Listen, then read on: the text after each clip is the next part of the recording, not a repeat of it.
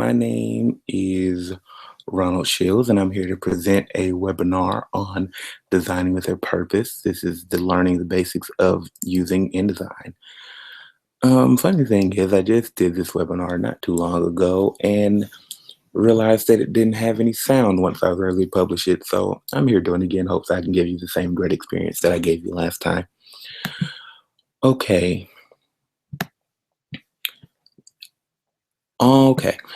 So start the webinar with, let me introduce myself again. My name is Ronald Shields. I graduated with my bachelor's degree from Savannah State University in mass communications and journalism.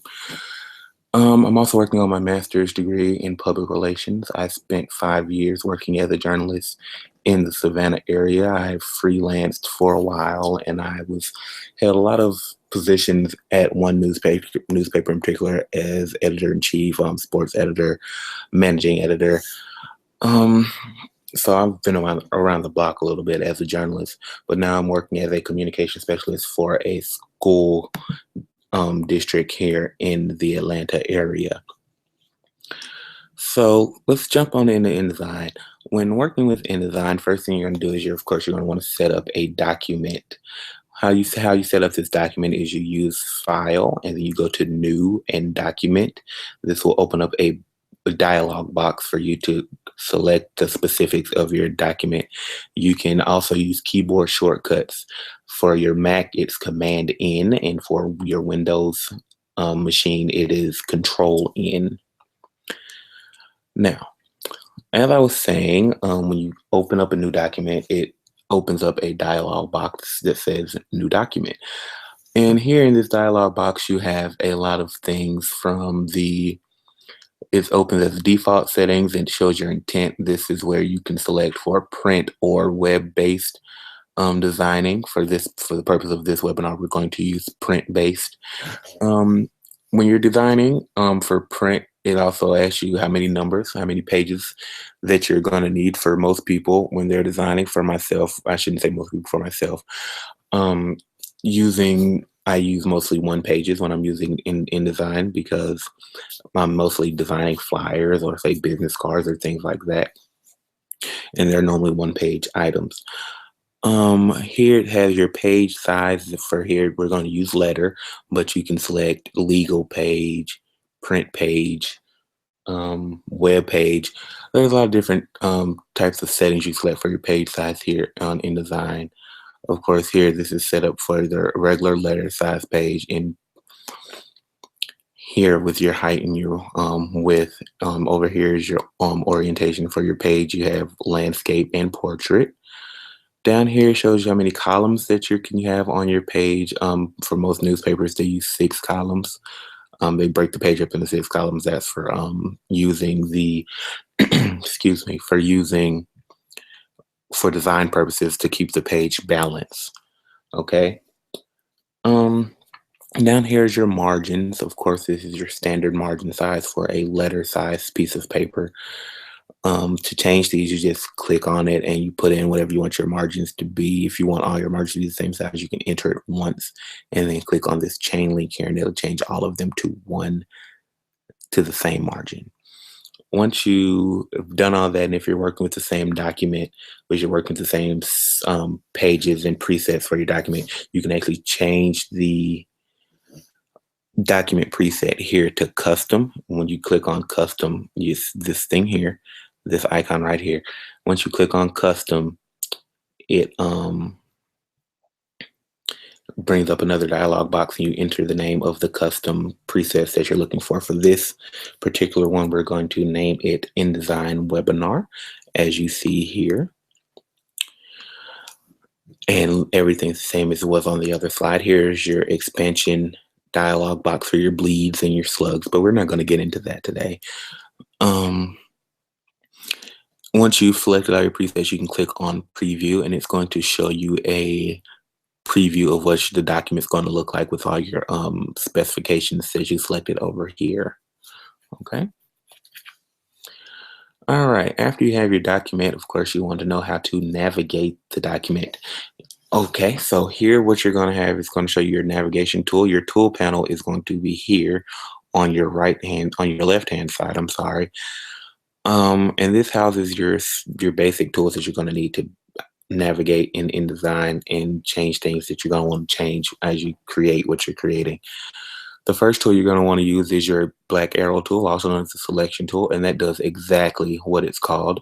This is what you use to move anything in InDesign. You click on your black arrow tool here, and then you click on what you want to move, and you move it around your canvas however you see fit. The next tool is your drawing tools, and these are your text tools and your line tools. Your text tool is how you input text into your document.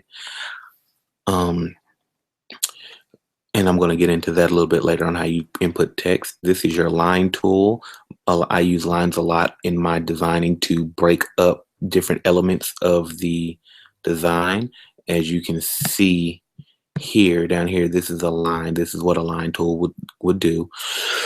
It would create a line. To make a straight line like this, what you do is you hold down Shift and you drag the line and you let all of the buttons go at the same time, and you have a straight line. The next thing you use to, like, for different design elements is use your rectangle tools and your shape tools, and that includes your rectangles, your ovals, your octagons. In InDesign, there it is called an ellipse tool, but that's the same thing as your oval and your circle. To get those, you click on this drop down arrow because the shape is the rectangle tool. So you click on this drop down arrow and it gives you all of these options, these three options here. As you see here, I've demonstrated this is the rectangle, this is the ellipse tool, and this is the octagon tool here. The next thing is when you look at those shapes, they have colors and borders around them. This is because I use the fills and outlines tools, this is the fill tool here, which fills it with color, and this is the outline tool, which outlines it with with the color that you want. Here, you can select that color here, and it outlines the shape for you in that color. This here is the thickness tool for your outline. See, this one has a really thick border around it. That's because I changed it using this tool here to, I believe it's 20, but you're not really going to really use 20 thickness that often. But it was just to illustrate to you that you can change that using this here, this box here, this icon, this toolbox. The next thing is this is your actual border. You see this border is solid, but you can change that to round, to dots, to dashes, to wavy lines, whatever you really feel like you want on there. So that's a little quick whip around your navigational tool panels here. Excuse me. The next thing you're going to want to do is your text tool, your text input. Of course, you use your text tool there, what I showed you, the T. You're going to click on it, and when you click on it, it's going to show you it's going to have it's going to be a square with an insertion point inside of the square. And to the top left, I'm sorry, of the square, it's going to have a black arrow. You're going to click and drag that, and then you're going to let it go, and it's going to create a box that looks very much like this one. And you're going to click inside that box, and you're going to type whatever you want your text to say. For the purpose of this webinar, it says Design with a Purpose, Learning the Basics of InDesign. Once you have created your text box and input your text, you can alter your text in the same way you alter text in Microsoft Word.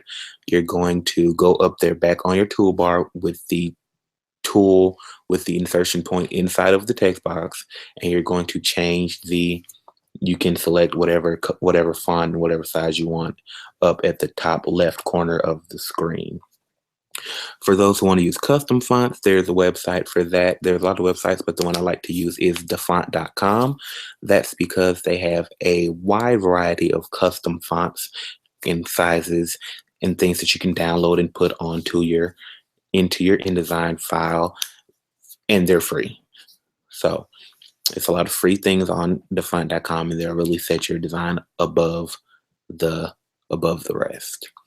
The last thing I want to talk about here is one of the best things about a design is the color and things that really draw the eye of the viewer of the design. And here with the color is how you select your color is the same way you went up earlier to select a color to fill that shape. You select that white box with the red slash in it that signifies no color, and it's going to give you this drop down menu here. And that's are the preset colors in the InDesign software, but they are completely customizable. You can change them if they don't have a color that you want. The way you change them is you double click on none, and it's going to open up your color picker dialog box. And this way you can slide this tool around and make whatever color you want. Change the brightness or the color of it right here. Another way that you can get color in InDesign is there's a panel to the right of your screen and it says color. You click on that and it'll open up a secondary panel here that also says color, and you can slide this tool to the left and right and get more custom colors that way. A third way to get color on InDesign is you can actually enter the CMYK and that really allows you to determine how much specific color you want in it, like blue or magenta or yellow or black, which is K. Another way, you can enter them here without having to slide the slider to the left and right in the specific box. You can actually enter the portions of the color that you want here into this percentage section here. The last thing, the last way that I know to enter color into InDesign is by using the hex key codes for the colors. And what you do is you can get the specific color here and enter it in your color picker down here in this color section here that it allows you to get a specific color, the specific color that you want every time, because you're using the same code to get the same color over and over again. Okay? So that about sums up the basics of using InDesign, your colors, your text, your navigation of the toolbar, and setting up your document. InDesign is a program that you would really want to get in and play with to get an understanding of how to use that particular program when you're really serious about learning and design. So that way you can go in and create those flyers and invitations and business cards and resumes and other personal promotional material that you may or may not want to use later on. So again, my name is Ronald Shields, and I was the host of your webinar, Design with a Purpose, Learning the Basics in Design. There's a lot of other tutorials and things on YouTube and on Adobe's website. This webinar was not designed to make you a InDesign professional, an InDesign expert, but to give you the basics of knowing how to navigate the software, and then you can go in and create and learn for yourselves. And that's really the fun part of designing. So thank you for watching the webinar, and have a good day.